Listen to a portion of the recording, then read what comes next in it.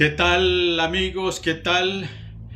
Aquí estoy con el amigo Rigoberto Mora Madrigal, un estudioso del derecho, y hoy queremos hablar del tema que está en el primer lugar de las preocupaciones de la población costarricense, ¿verdad? De la población, de los ciudadanos electores costarricenses, que es el tema de la legalidad de la renuncia anunciada por el presidente actual, Rodrigo Chávez Robles. Entonces vamos a ver diversas posiciones jurídicas en cuanto a la constitucionalidad, las instituciones, digamos, involucradas en esto. Si se diera el procedimiento, debemos explicar primero, estimable público, que el presidente solo ha anunciado que podría hacerlo o no podría hacerlo. El renunciar en julio del 2025 para optar por el cargo de diputado en las elecciones del 2026. A nosotros como ciudadanos, como profesionales, nos corresponde plantearnos la pregunta: ¿es jurídicamente viable, Rigoberto? Y constitucionalmente, ¿qué materia, digamos, qué artículos propiamente involucra esta toma de decisión? Y luego, pues armaremos acá una discusión sobre el tema. Pero me parece que es importante empezar a tomar conciencia de la dimensión del tema, ¿verdad? Es un tema importante y para el cual se requiere justamente una formación como la tuya, especialista en derecho, ¿verdad? Y que conoces, digamos, la materia, que sos de los abogados jóvenes, de las nuevas generaciones. Eso es importante, a mí eso me gusta mucho, ¿verdad? Porque justamente, digamos, hoy día se trata de darle, digamos, el poder y darle la palabra, digamos, a los jóvenes, ¿verdad? Y gente como en tu caso, digamos, amantes del estudio, que han sacrificado, digamos, han sacrificado muchas cosas en su vida para lograr, digamos, el objetivo del estudio, junto con, digamos, tus padres de familia, notablemente tu madre, que ha sido una mujer esforzada siempre para que tanto vos como tu hermano alcancen esa meta. Entonces, desde este momento nos centramos en el tema de la constitucionalidad del acto anunciado por el presidente de la República. Rigoberto, te cedo la palabra. Bueno, buenas tardes a todos los que nos están viendo. Nosotros nos hemos reunido hoy con la intención de tocar este tema que es muy interesante porque no existe, es importante saber, antes de introducir este tema, no existe un precedente de una renuncia presidencial bajo estas condiciones, que no sea una destitución. Para mí es importante que logremos distinguir entre que se busque una destitución a una renuncia. En este caso, nosotros tenemos que estar conscientes de que no es una destitución. No podemos hablar del tema de destitución del presidente, porque tendríamos que hablar sobre otras circunstancias. Las circunstancias a hoy en día lo que responden es que el presidente está barajando la opción. Primero que todo es importante saberlo. Primero, tenemos que darnos cuenta que es una opción, no se sabe si pasará o no. Desde el punto de vista jurídico, el presidente se está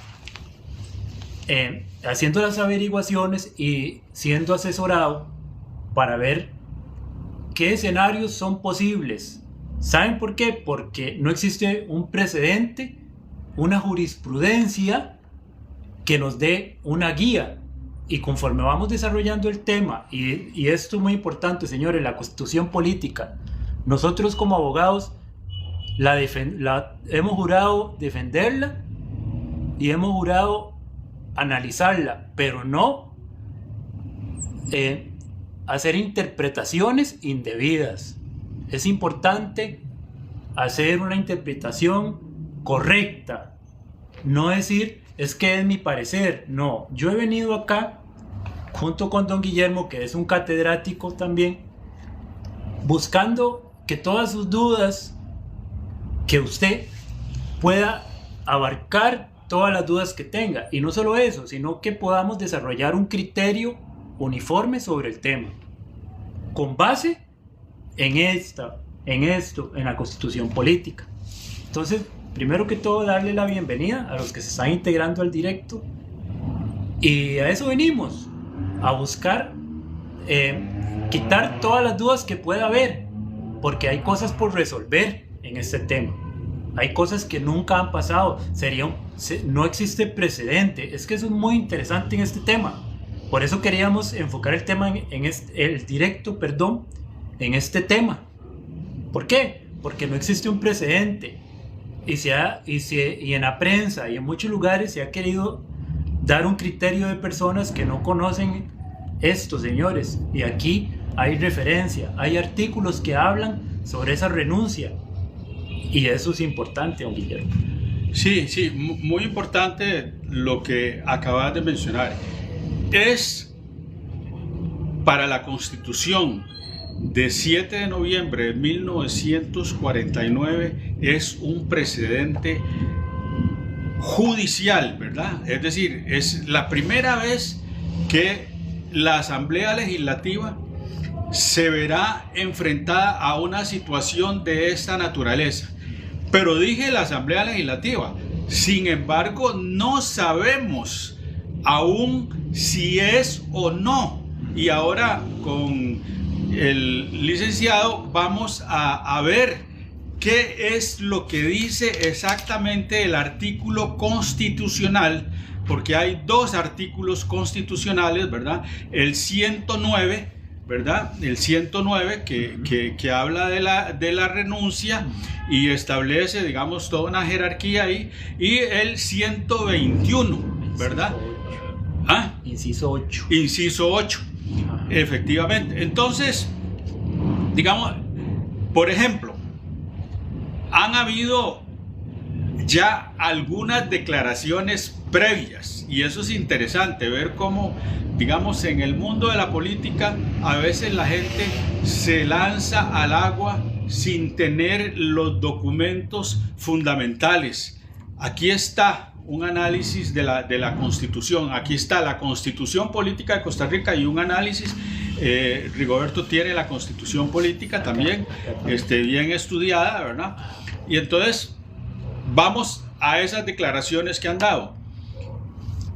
El secretario general del Partido de Liberación Nacional dijo, el señor Guillén dijo: Liberación Nacional no dará los votos en la Asamblea Legislativa para que se apruebe la renuncia del presidente Rodrigo Chávez. Quiero decir que esas palabras hay que ponerlas entre comillas, porque no sabe el señor Guillén, y no sé si él sea abogado o no, o cuán diestro sea en el ejercicio del derecho, pero esa afirmación en estos momentos está entrecomillada, porque aún a este momento no sabemos si la renuncia deba conocerla la Asamblea Legislativa. La gran pregunta que nos vamos a tratar de responder después es: ¿a quién le corresponde. Solo tenemos, digamos, en la historia más reciente de Costa Rica, la renuncia de un vicepresidente, que fue la renuncia de Kevin Casas. ¿Qué pasó con Kevin Casas cuando renunció? ¿Qué pasó con Luis Friedman cuando renunció? Es decir, son dos casos ahí de vicepresidentes donde no se movió mayor cosa. ¿Por qué? Bueno, tanto porque al presidente de la República, en este caso a Óscar Arias en su momento, y en el otro a don Abel Pacheco, digamos, les pareció, digamos, irrelevante. Su gobierno siguió funcionando sin uno de los vicepresidentes. Eso fue todo. Entonces, digamos, en derecho siempre es importante saber si hay lo que se llama jurisprudencia, y no hay jurisprudencia alguna. El tema está abierto, el tema está tirado sobre la mesa y los análisis son indispensables, ¿verdad? Y entonces aquí es donde entra justamente la parte judicial. ¿Qué tal si vemos el artículo 209, ¿verdad? Sí, es importante algo. A mí como abogado, varias personas ya me han consultado en el despacho sobre cuál es mi criterio sobre este tema. Yo lo primero que les digo es que no existe un precedente y vamos a partir de ello. Yo he leído y analizado la Constitución y solo hay 2 artículos que hablan sobre este tema. Yo primero evocaría el artículo 109, que es el primero que don Guillermo hace mención. Si ustedes me permiten, lo voy a leer. Dice, artículo 109. No pueden ser elegidos diputados ni inscritos como candidatos para esa función los siguientes.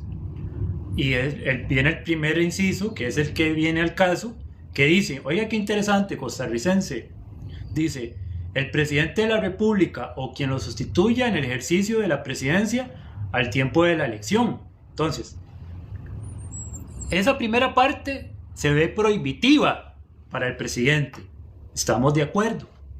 Pero hay una información abajo del mismo artículo que amplía esta prohibición.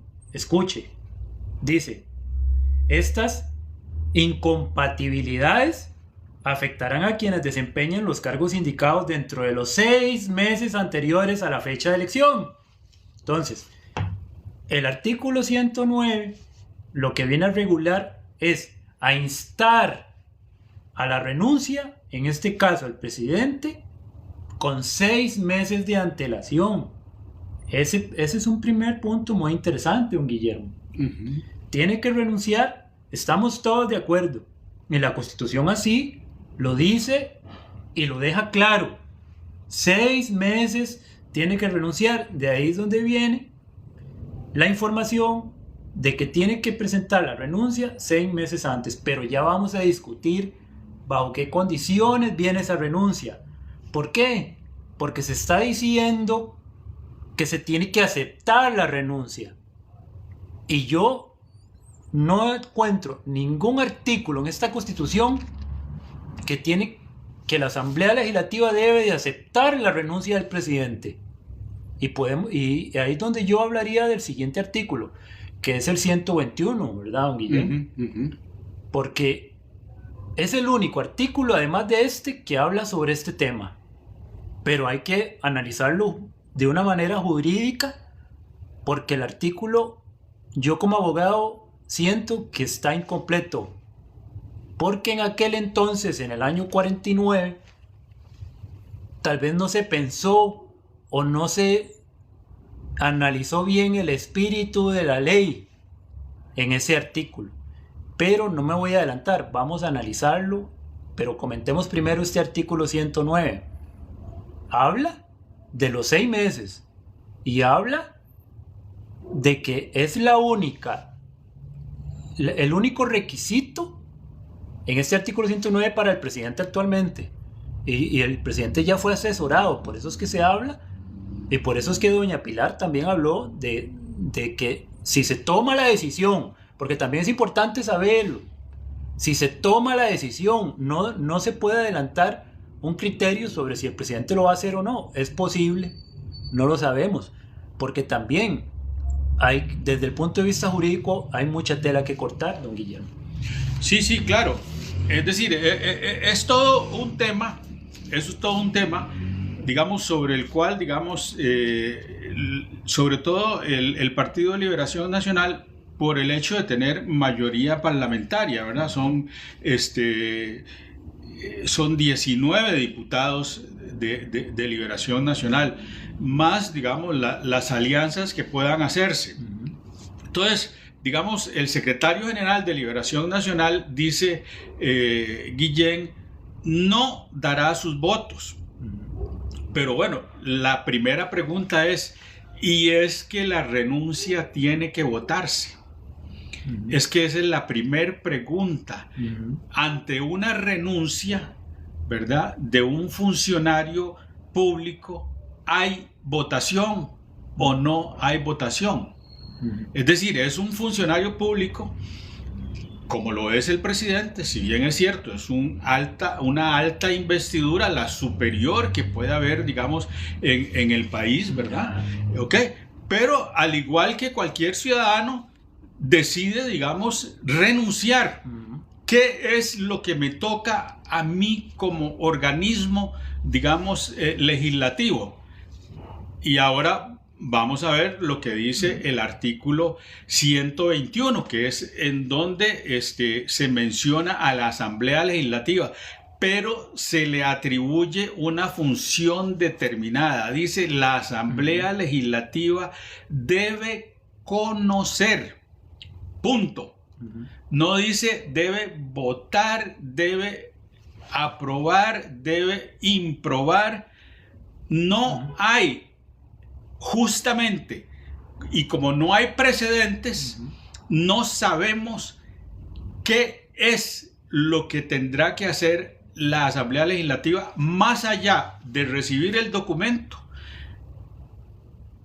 poder provocar quizás una discusión y se acabó, porque la votación no tendría ningún efecto toda vez que el presidente está cumpliendo, digamos, con lo dispuesto por la ley, ¿verdad?, de presentar la renuncia en el mes de julio, 6 meses antes. Podría hacerlo, digamos, antes, ¿verdad? Es decir, podría hacerlo en cualquier momento. Podría hacerlo de hoy en cualquier momento. Pero, digamos, la Constitución solo dice conocer.